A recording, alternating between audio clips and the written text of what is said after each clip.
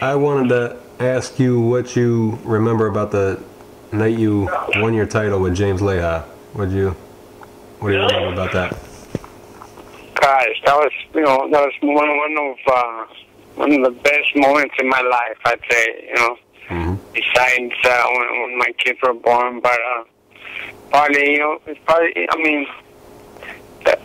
up there, pretty high up there, the best best moment of my life, because I came from a little place where it was nothing, not much opportunities for anything, but to really work, get married, and have kids, and that was it.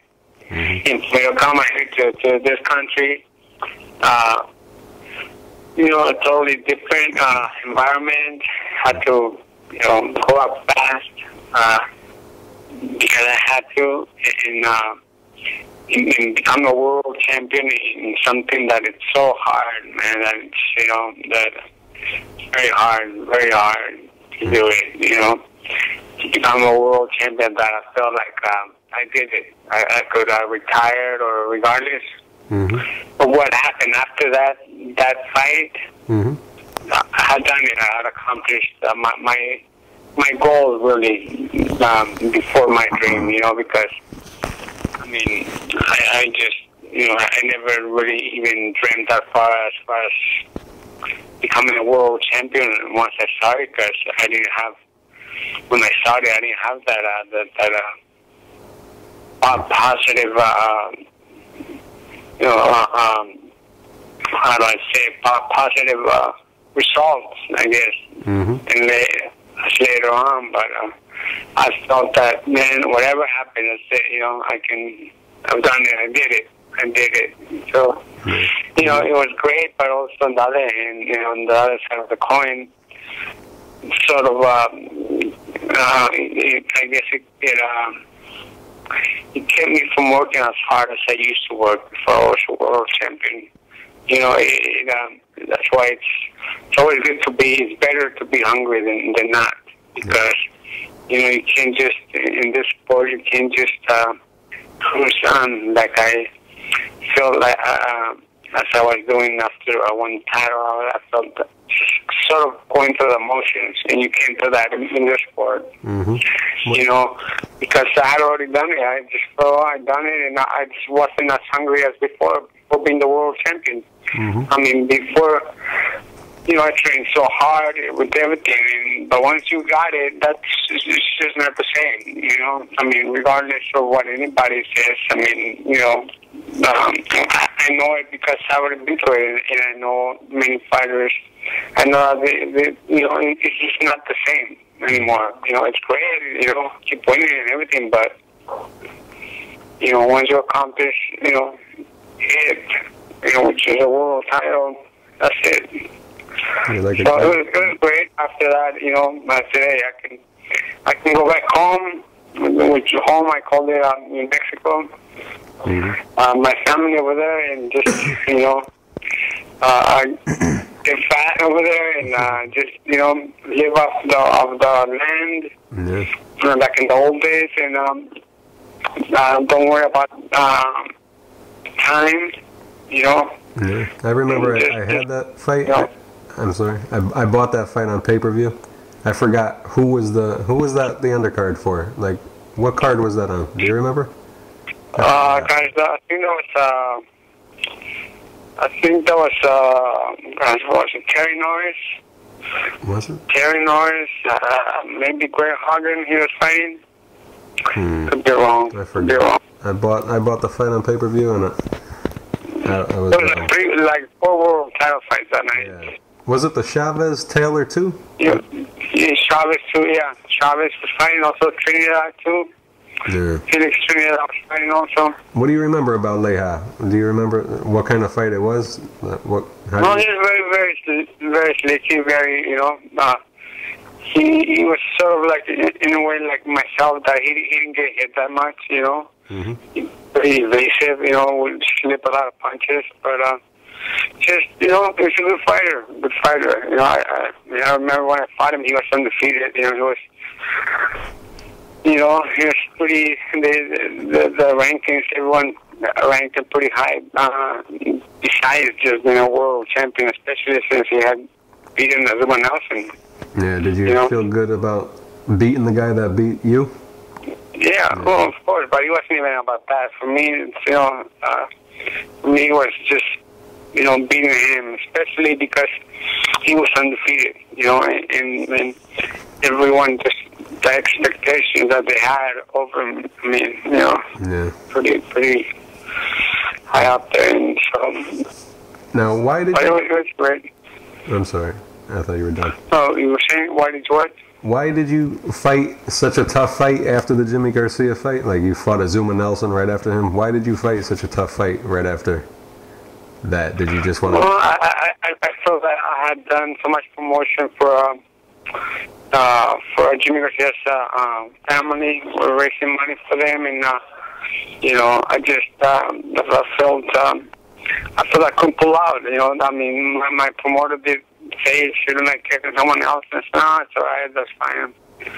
So, you know, you know, should have done something different. You know, they told me to, but I said, nah, don't worry about it, forget it. Just fighting right now. But like I said, had I not been the main event that night also, I probably would have pulled out that night. It's just that it was like the first card where I was the main event, you know? But I really believe that maybe that night, because I felt pretty sick before the fight, I felt that if I had not been the main event, you know, so much pressure was on my shoulders. You know, the whole boxing card, and I thought there's no way I can pull out. So now, after that fight, did you kind of want to retire right after the second Azuma Nelson fight?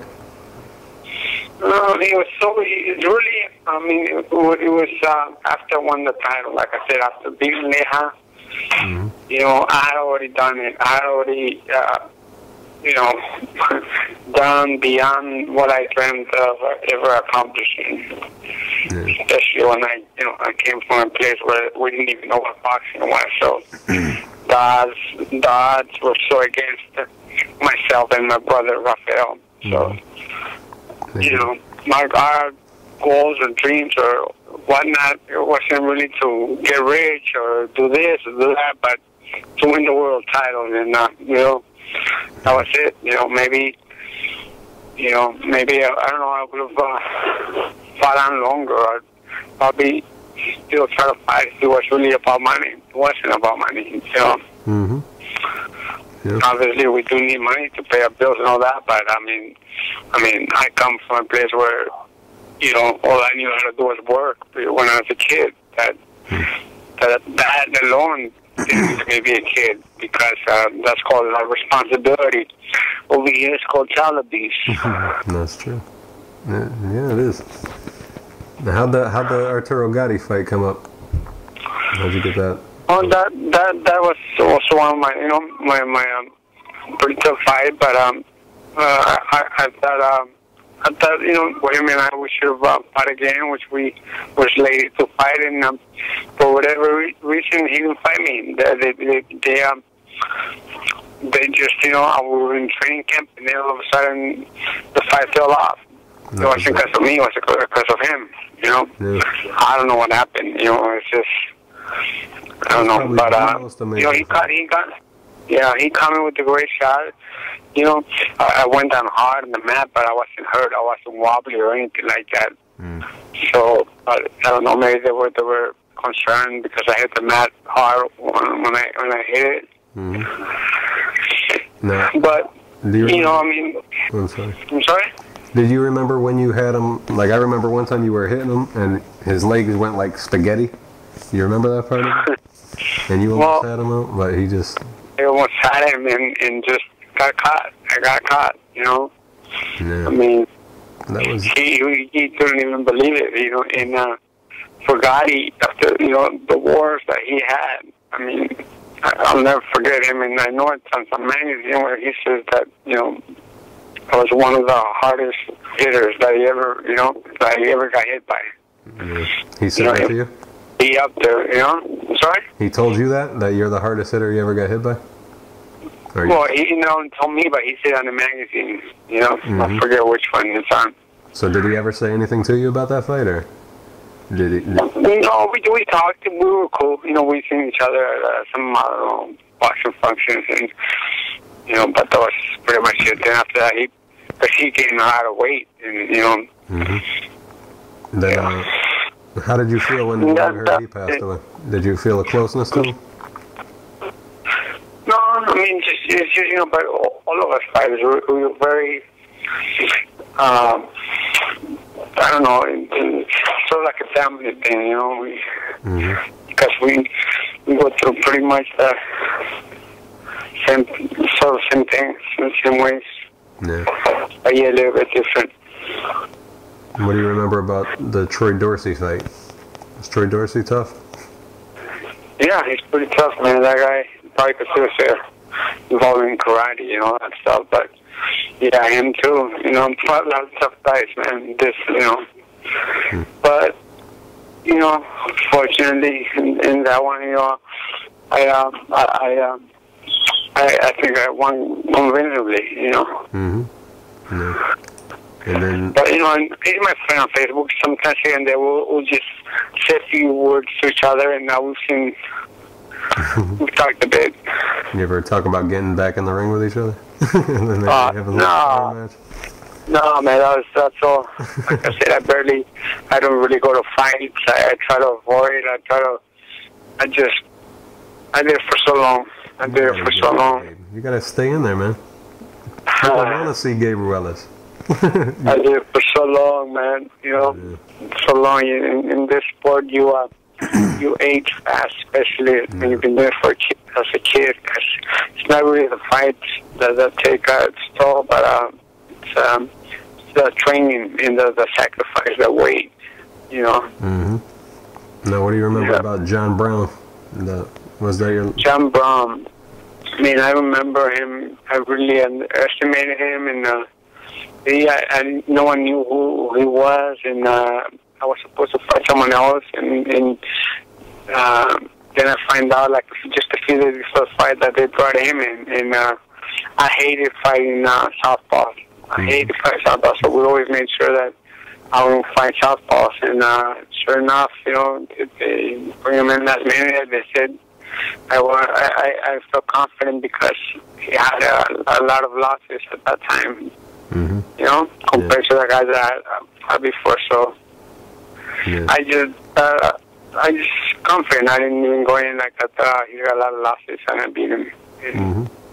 Did he already beat Michael Carbajal at that time? I don't even know. I don't even remember he had fought him. Yeah. No, but when I fought him, I wasn't. I was pretty much after I won the title. Unfortunately.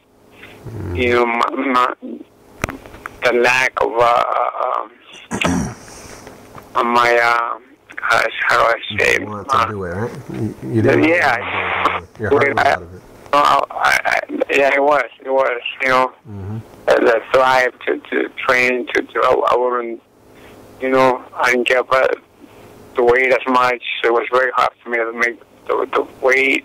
I mean, I just sort of lost it, It's like my wife always told me, she's like, "Hush, what?" I said, you won the title. Like, you seemed uninterested, really, And I guess that's what happened, and, I mean, again, remember, I trained every day, man, for many years since a kid, and I would be training with professionals, Yeah. So how's life like now? Do you get recognized everywhere you go, or is it like more common? No, not really. I mean, the boxing fans, of course, don't know who I am, but not pretty much, especially like there where I live, there's not that many, especially Latins, I live in the LA area, but, I live in the Hollywood area, the Hollywood area. Yeah. Or, Americans, and they're not, really boxing fanatics, but, in this age, anybody will recognize probably Oscar de la Hoya or something. You have to be someone like that, Yeah. And, but I'm pretty happy with it. You know, a lot of times it's like, I mean, it's alright. I mean, I'm just so happy that I did it. I made it, and you know, it's over. It's just, I'm surprised that it went by so fast, man. It went by so fast. It really does. Life goes by too quick. It wasn't. Yeah, it does. Yeah, it does. Yeah. So how's your relationship with your brother Raphael now? Are you still close with him?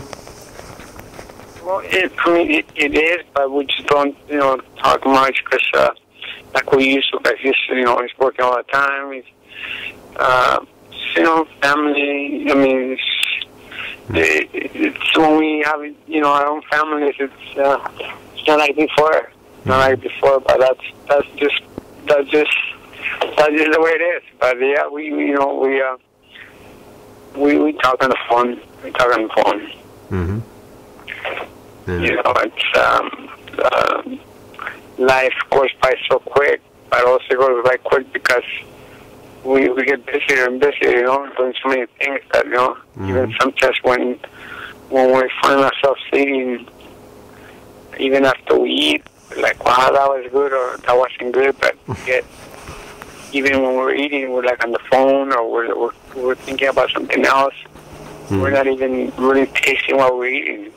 You know, that life is going by so fast that you know, we're on the phone, or we're watching TV, or we're playing video games, or you know, it's crazy, man. It's going by. That's what makes it go by faster.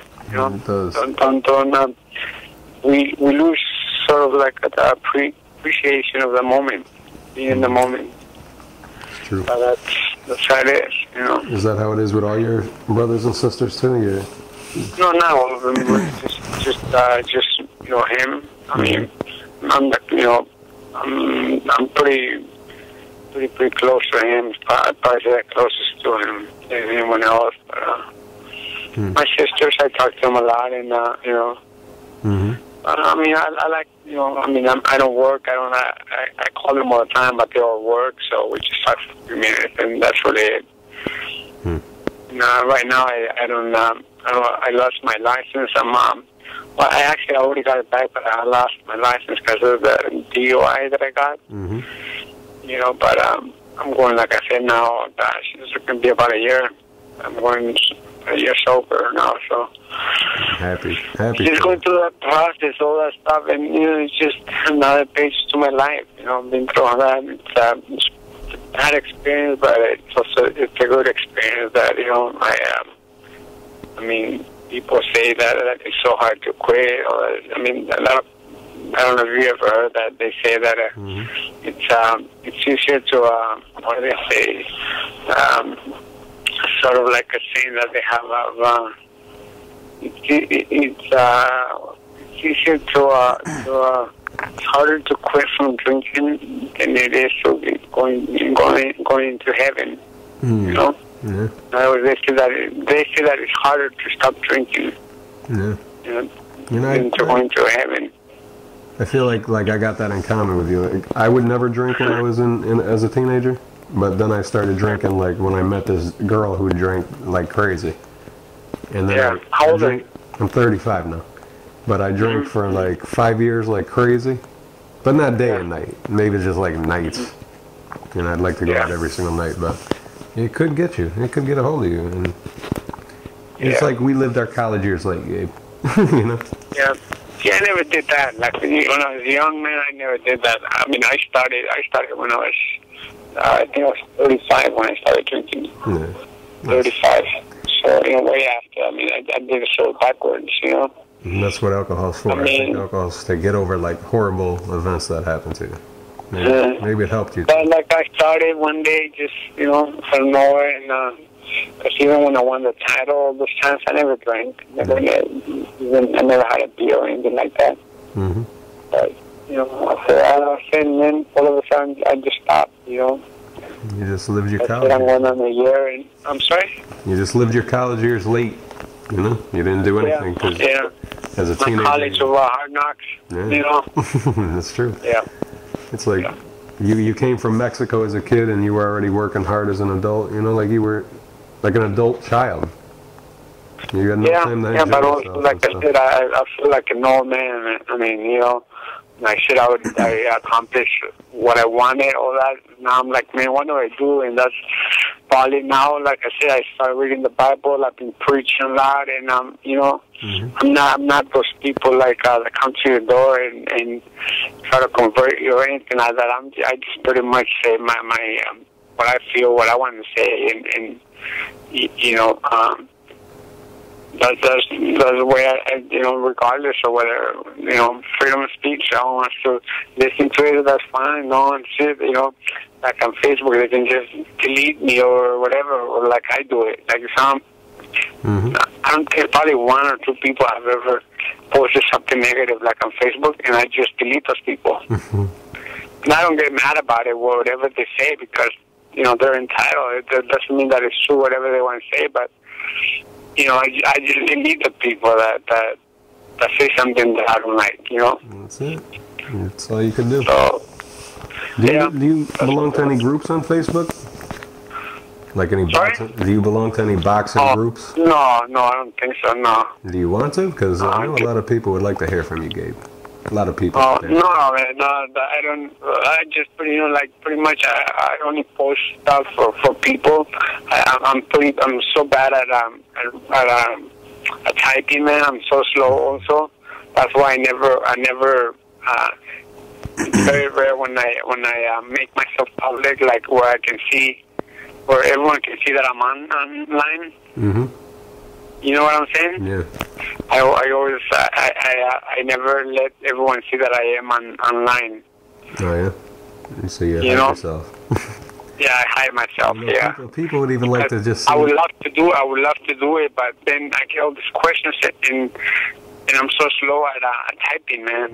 It's like people already ask me like 4 or 5 questions, and then once they see me, then a whole bunch of people start asking me questions, you know. So I can't do it as fast. So that's why I just don't do it. I keep myself private. But you know, once in a while, if I'm really bored, or like I don't see nothing going on, then I open myself for a bit, and you know, just to type for a bit, and you know, sometimes I just don't answer a lot of people because it's not that I don't want to. It's just I am so slow at typing, man. I'm so slow.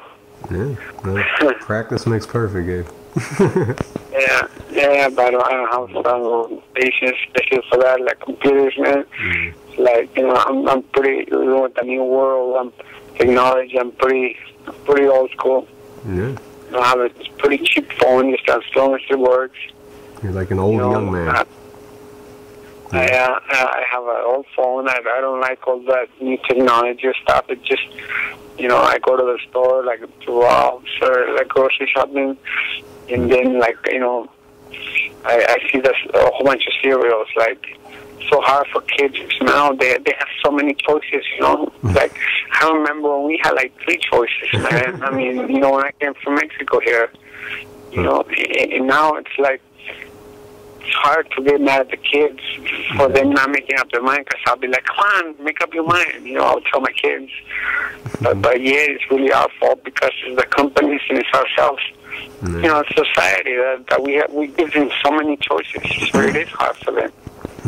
It is hard for them. When, you know, at times I would get mad at them, but then I realize, I'm like, well, it's not their fault, you know.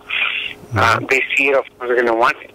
You know, so like me, I never wanted anything really, because I didn't know any better. You know, when you don't know any better, you don't need it. You don't miss it. You know what I'm saying? You don't miss it. I know what you mean. Just you're more happy in a way. You know. How is your mom still around? You learn to do with that. I'm sorry? Is your mom still around, or is she's alive. Yeah, she lives in the valley, like 30 minutes from here. You know, I don't have a car right now, so that's why I don't. And like I said, I'm waiting to get my license, even though I can drive. But my car has one of the things, like interlock thing that I have to blow into every time I drive. You know, like I said, it's just mandatory, but just, man, it's, you know, it's a whole bunch. It's I don't have a car. It's a long story. It's just, but yeah, my mom, she's fine. I talk to her every day. Every day I call her. And, you know, Life's I mean, mama's boy, man. Life's getting better. It's getting better, Gabe. I'm happy for you, man. Yeah, thank you. And keep preaching, because you're a great preacher. Thanks, man. Yeah. Yeah, so, you know, whenever you do this thing, man, just make sure you give me a copy. I will do that. I'll send you the copy before it goes up, too, actually. Yeah, yeah. Put this there and I'll send it, so watch out for my name. Okay? I'm going to send it to you. All right. Thanks, Gabe. All right. I appreciate it. All right, sure, man. All right, you take care, man. All right. All right. Bye-bye. All right.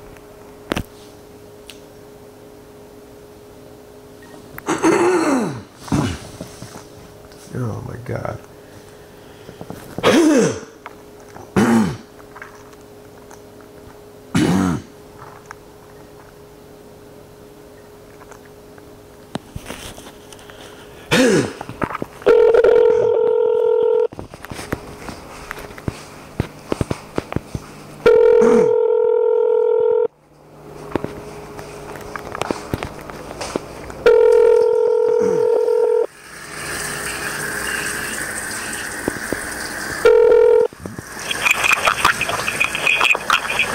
Hello.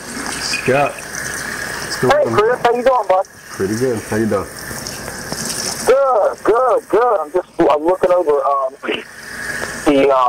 that article, that interview. Hold on one second. You're saying like you would rather just do it like as it is and not put questions. Is that what I'm to understand? Well, for that story, because I just thought that well, first of all, that was the way I wanted to do that, like do my story. Okay. But not all the time. But Ivan Robinson would ramble on and go elsewhere. You know what I mean? Like if I asked him one question, he would answer my next 3 questions. So I gotcha. So he kind of like went from fight for fight as I was going down the list of questions about what he remembers about fighters. And then he would just go on, and then he would go back to like what happened with the Gotti fight, and then he would go on to the state of boxing today. So it really didn't make sense in that way. So I think actually, but Reggie Johnson answered questions good, and Chop answered questions good. Montel Griffin did a good job, but Gabe Ruelas is like he got into drinking heavy, and he's actually having memory problems. He can't remember anything. Wow. So he forgets what he said. So I don't know what he doesn't even remember like where he's driving to, if he's driving. He gave up drinking like a year ago, and I don't know. It's just, his life was a mess, but he's trying to get it back together. But he's got to get some checkup, like his brain checked, you know. He's telling you these things, or you're just you can tell it as he speaks. He's telling me these things, but he tells me like 3 or 4 times. So it really would not make for a good video or audio, you know. Right. Myself and the questions. I think this would be better the way I did the Ivan Robinson one, but it's more necessary because he really doesn't remember what he said, and it would actually kind of sound sad to people. Right. Wow. It's sad. I hate to hear that about the guy, man. He was a good fighter, you know. I love that guy. I really did. Wow. He really had had a hard time after he killed that guy Jimmy Garcia in the ring. Yeah, I remember that. That's exactly right. And then after that, he never was the same, and it just haunted him forever. He fought Jimmy Nelson, I believe. I think he did, didn't he? And now his brother was the one. Yeah, Leha, Jesse James Leha. Oh, that's right. But his brother fought. He fought God. David La Hoya, and then his brother fought Jiu-Jitsu. That's right. That's exactly right. He was a good fighter too, but I think Gabe was better until he killed Jimmy Garcia. Right. Yeah, he's a young guy too. I mean, he's only just barely 40, I think. I think he's like 42, something like that. Gabe is. 41. I mean, he's in his early 40s. Yep. Sad, man. Felt sad. Yeah. And he really didn't answer. He didn't answer in-depth questions. Like this time he did, but last night and earlier today I talked to him. And, like one question I'd ask, and he'd ramble on for like so long. It took literally about 3.5 hours to do this interview.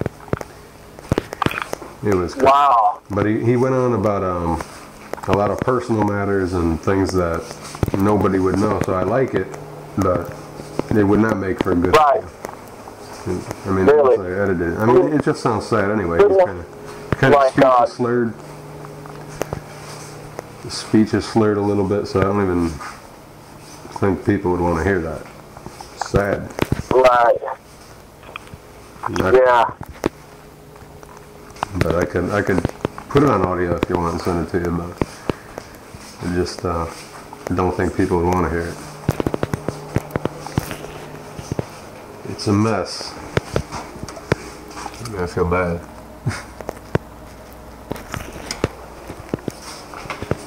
There, Scott? Hello?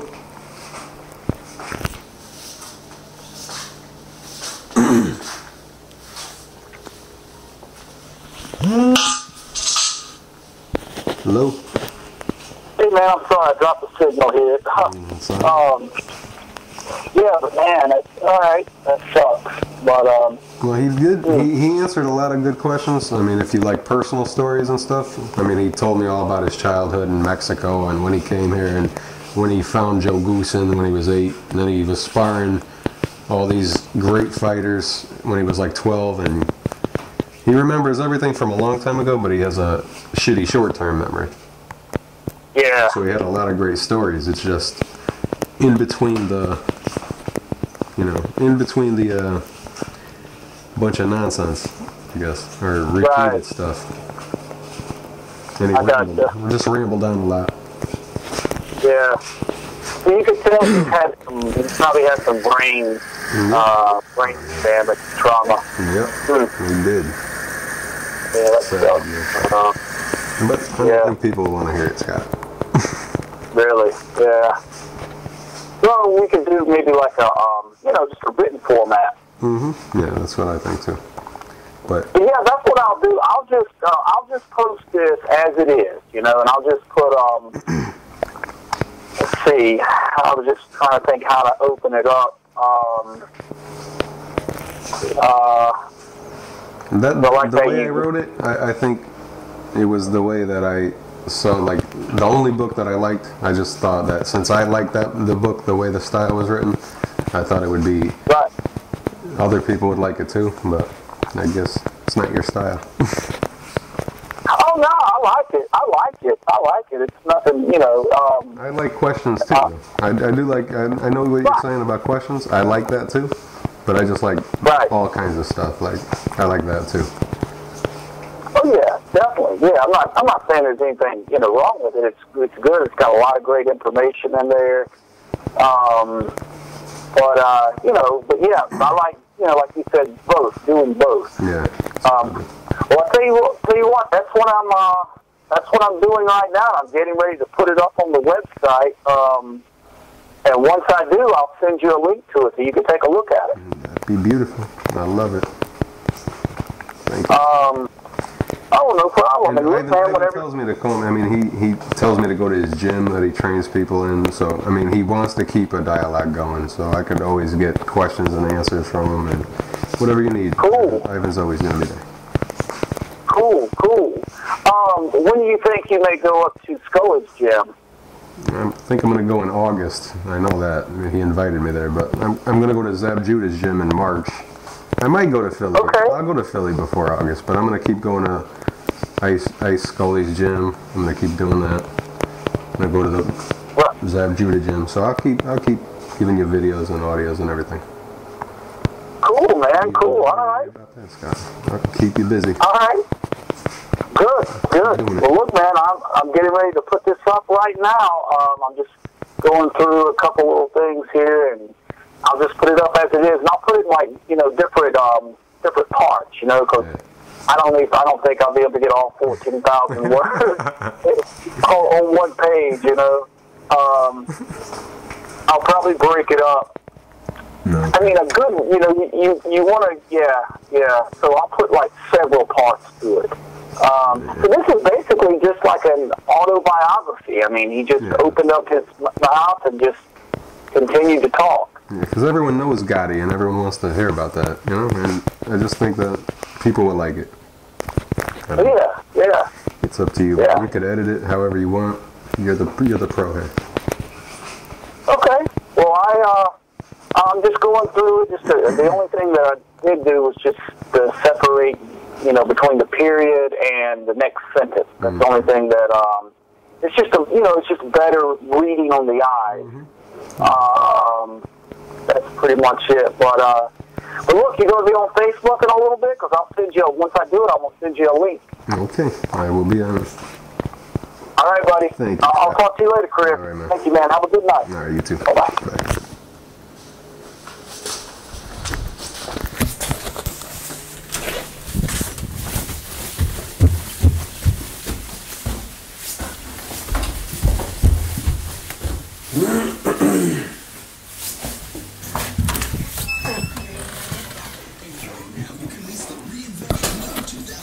So as soon as I hang up from him, I gotta call the other guy who's putting my thing on that website tonight.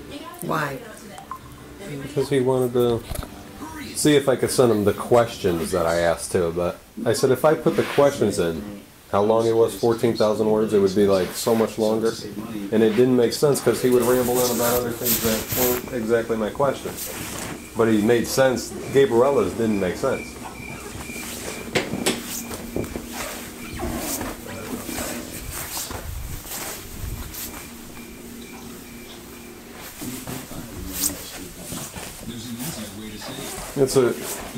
I just think it would be sad, I told him, like, if people heard Gabe Ruelas in this condition.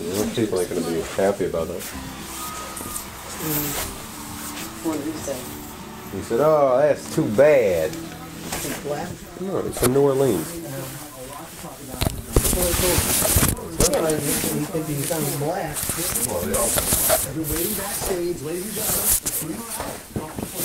gentlemen. Look at Harry Connick.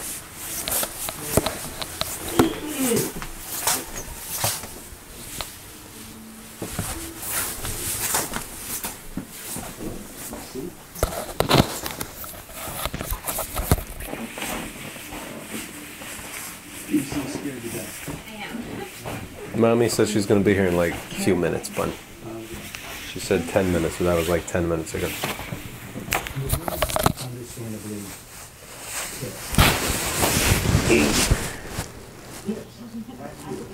In watching back, do you think the girls weren't fair?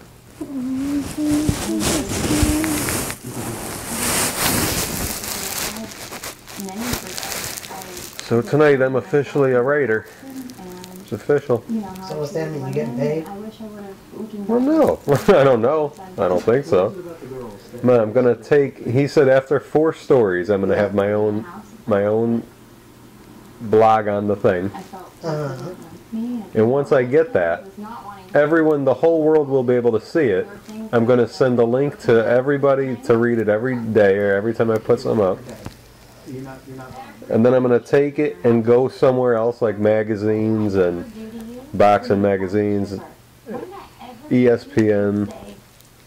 That's how a lot of people in boxing get started, because it's not like the most popular sport, but it's global.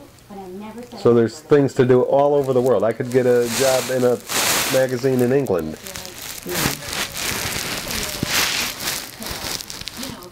They're about to start giving free presses, getting free press, entrances. So if a boxing match is held in Connecticut, I'll be the one that goes there, free, to cover the fight.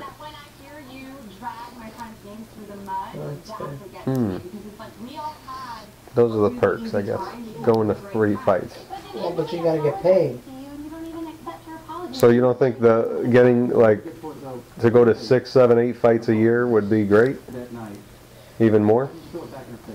I didn't say that, but you still gotta get paid. Yes, I'm gonna do other things to get paid, but I don't have to get paid to start out.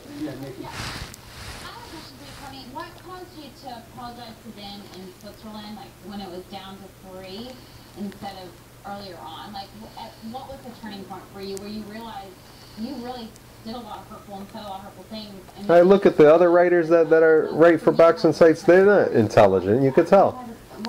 I'm gonna be able to do something else with this. Watch.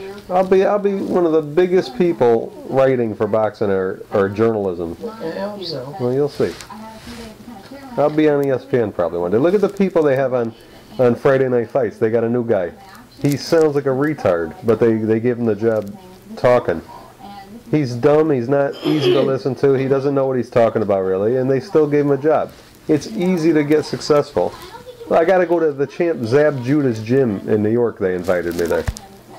If I could go there, and March 23rd they want me to go there. On my birthday? You're going to Florida anyway. How are you going to get there? Well, you're not bringing your car to Florida with you. You could take the train to New York. I know I could, but I don't know my way around New York. Who's going to meet me at a place? You get a cab. I don't know how much a cab would cost from the train Cheaper than station parking my to Zab car. Judah's gym. during the first week when you asked me how those words tasted coming out of my mouth, Who are you going to go with? I don't have to go with anyone. I'm sorry for hurting Why do I gotta go with someone? Oh, I don't like you going alone. I don't care. I You wanted don't to- care. No, but I wasn't trying to ever hurt you or do I asked you, and honestly, like, when we were in Puerto Rico and we were on the same baseball team, I was like, I get it. I see why you like her. What would be the difference anyway from the train station to a cab to the gym right away? What would be the big scary thing there? But at the time, why did you think that they were okay with extremely uncomfortable, and I felt we all were. It's not like, it kind of seems like she's the only one that was, you know, giving these jabs, but she wasn't. Like, so why are we all friends except for Courtney? You guys are the fact that no one else, like, said anything about Blake? Now come on, why are we watching these dumb, Change the stupid channel. women? Well, who is? I'm working. Look at all these women. Then they wonder why people think so negatively and look down at women. Men don't act like this on TV. It's so queer. It wasn't to us, it was to Ben. Women striving to be the one that marries a rich man, and they get all pissed off at each other and want to hate each other. It's so stupid. And it might not have had anything to do with feeling bad about what you said to any of us. It wasn't ever my intention to hurt anyone. If I was these girls' father, I'd want to kill them. I'd be so embarrassed that this is what they're doing. Here's what I'd like to say. It was hard Kill for 'em. every last one of us. And did we all react by making these jabs and being negative and rude to everyone? No. Guess what we did? We made friendships to support one another and get through it. And Courtney did exactly the opposite. So if you want to sit here and say like, I did this because I was insecure, guess what? All of us were insecure. And guess what we did? We were friends, and we tried to make a connection to get through it and own up to it. Sit tight. You know, ladies have a lot more questions, and we're going to get to them. So he's gonna put my story up in like sections, like parts. Because it's too long. So, by combining your auto and renter's insurance, we can save you $600. $600? Wow. You're like a magician or something. Shh. David Copperfield doesn't like it when customers say that. I think that it's Kirk Cameron. it's unnatural. I think that Ooh. it's detrimental. You don't look like There's him. so many. Yeah, I think so. I know it'll come right away.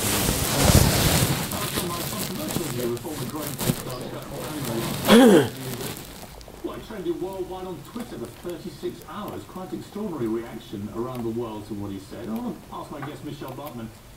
He made it pretty clear there that his religious beliefs determine the fact that he believes homosexuality is a sin, it's unnatural, it's destructive, it's detrimental to the foundations of civilization. And because he said that, he's taken a pretty big public kicking now all over the world. What do you think of his comments? Well, I'm here as a member of Congress, and I'm not here as anybody's judge. That's what I have to say. Would you agree with it? Who's she? I am not That's here the as idiot who wanted to be president, who was married to the gay guy who thinks you could change. me. Pray the gay away. Well, that's rude. That's absolutely rude. I'm not a judgmental person. Really? No. I'm not being rude. I mean, you've been very, very outspoken.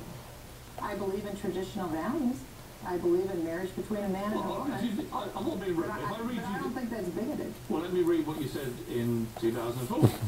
That being gay leads to the personal enslavement of individuals, because if they're involved in, again, there's been lifestyle bondage, personal despair, and personal enslavement. That's why it's so dangerous. It's totally judgmental, isn't it? I'm not here as anybody's judge. I mean, quite honestly, This is crazy. She said it. You can't say what you said? I'm not here as a judge. She said it.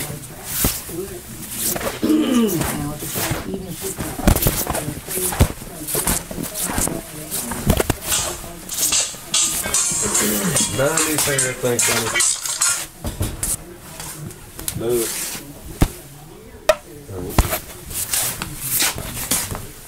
Well, when did you call?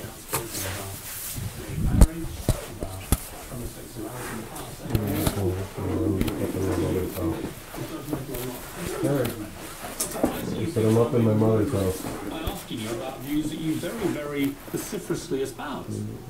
I'm very adamant and very clear that I believe that marriage is between a man and a woman, and I stand for that. They're like she was flashing her lights, like she wasn't on her phone. March 2004. Buddy, little fella, 62% little guy. The poll just God, he's sweating. He always sweats when he's sleeping. 40% Mateo, Mateo Cercola.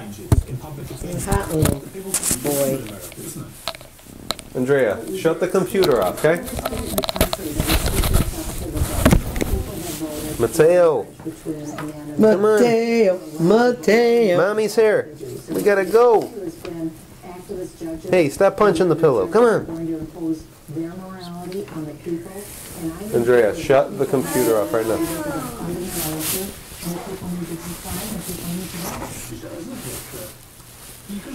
You're not shutting it off. Yes, I am. Shut it off.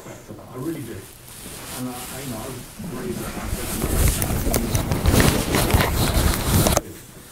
what I don't like is the gay community by those Oh, it's still